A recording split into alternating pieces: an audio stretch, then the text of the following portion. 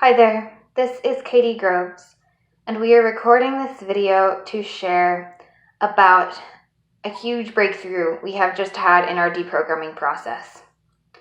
We first want to apologize if the title of this video triggers anyone right away.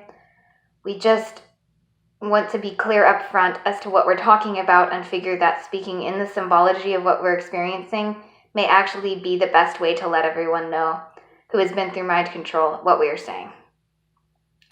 So, like the title says, we have learned that we can bypass the mazes. And by the mazes, we mean our programming. We had this dream about, I think it was 2 days ago, yesterday morning, I think it was. We woke up out of it. And in the dream, we were running through a maze within this house that had all these rooms with stairs going in odd places, going down into basements, going up into second floors. I don't think we made it up to the second floor, but we were running through the ground floor at least. Some rooms were light, some dark. Each one seemed distinct. There were parts of the mazes that seemed like they were kind of disjointed, but somehow sewn together. It was a very weird experience, but we were in a dream and weren't really able to think about how weird it was. We were just going through it unconsciously. And we ran through this maze. We got part way, and then I don't know what happened, but we were at the starting point again, going through it again.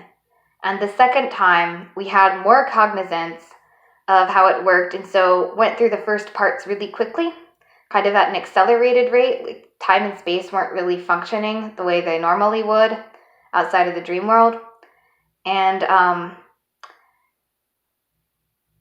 I don't know what happened after that. We got part way, realized we were lost, and then it was like we were transported, without any memory of mine, to this hallway next to the maze. And the hallway was this big open space with very nice lighting, not too bright, not too dim, very open, very positive, safe, like relieving feeling associated with it. And the hallway led straight into this huge restaurant filled with people, which was where we were trying to go. But I don't think we even necessarily knew where we were trying to go when we were running through the maze. We just knew we were looking for something. There was something we were trying to return to, but we didn't know what. And I don't remember much after that. I remember bits and pieces of the dreams, like I was dreaming in multiple parts. That's something I experienced that I should really make a video about.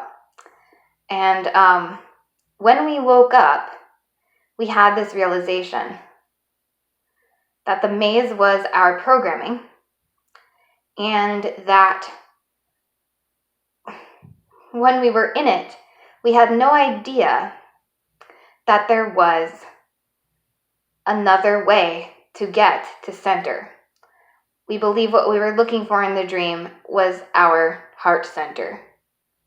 That all the people that we saw in this restaurant, the restaurant was a representation of our, what we call our inner sanctuary, which is made up of free-thinking dissociative parts who hold the core parts of ourselves and the keys to our mind control. And so we realized that we never had to be running through the maze of the programming in order to find that inner sanctuary in the first place. If we detached from the programming, from where we were in the maze, we would, almost like magic, end up walking right into the heart center. The hallway in the dream was like it was physically a hallway, but there was something about it that was odd. It was like it didn't actually have distance. It was like there wasn't really even a hallway at all. It was the heart center. It was the restaurant in the dream. And we didn't really walk through it. We were just kind of one with both the restaurant and the hallway. Like the passage to it was the restaurant itself. Or in literal terms, what we think this symbolized, We think that the passage to the heart center is the heart center itself, and there isn't really space or time involved. And so what this has meant is that since we became aware of this, we started practicing it and trying it. When we found ourselves, just in the last couple days, twisted up in confusion in our system, in any kind of programming, we've taken a step back from it and just manifested ourselves into our heart center. And then we've looked up at the program from inside, from deeper inside the system. We've looked up at it with an open heart and received it. And all of the layers of programming above the heart center have simply been dissolving into it, into us, and deprogramming and integrating naturally. As a result, all of these emotions and all of this trauma has just been pouring into us and processing automatically as it burns up into our heart.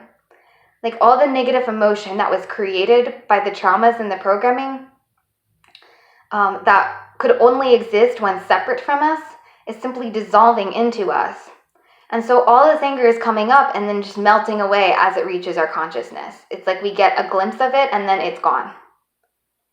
And these traumatic memories are integrating and they're processing automatically. We don't have to relive them.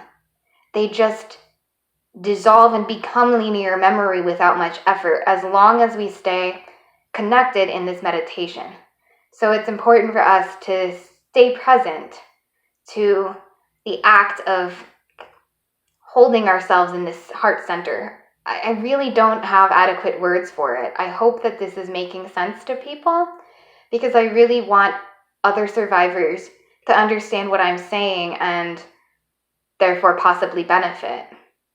But it's very difficult language, because I'm really talking about a place in myself in which dimensionality doesn't exist.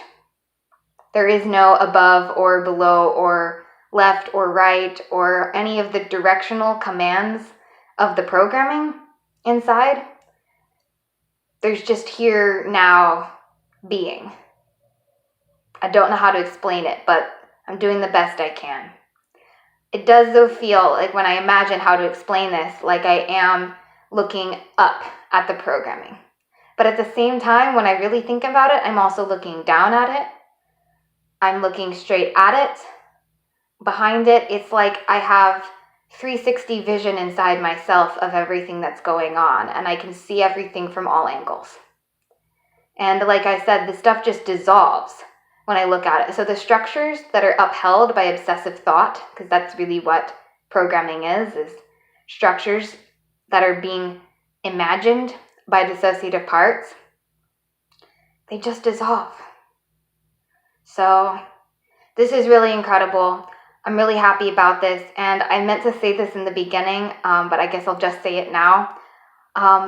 This is something that I'm finding myself able to do after 4 years of deeply deprogramming and 10 years of really trying that I can recall.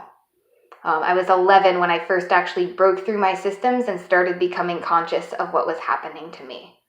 So this isn't something that I've arrived at overnight.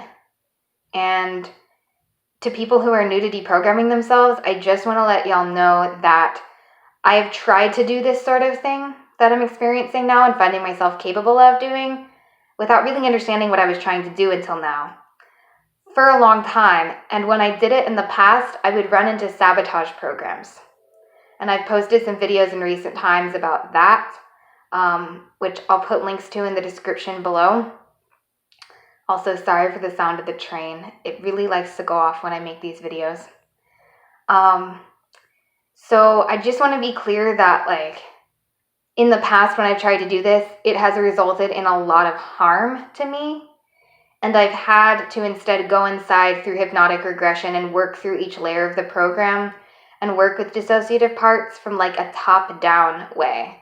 So starting at the outermost part of my consciousness in the host, and then move through layer after layer downward from what energetically felt like the top of my head into my heart and my stomach and below.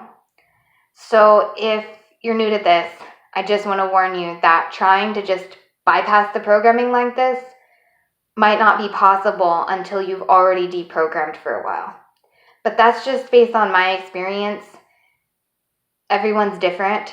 So I figure no matter where you're at in your process, maybe what I've said now can help. Thank you.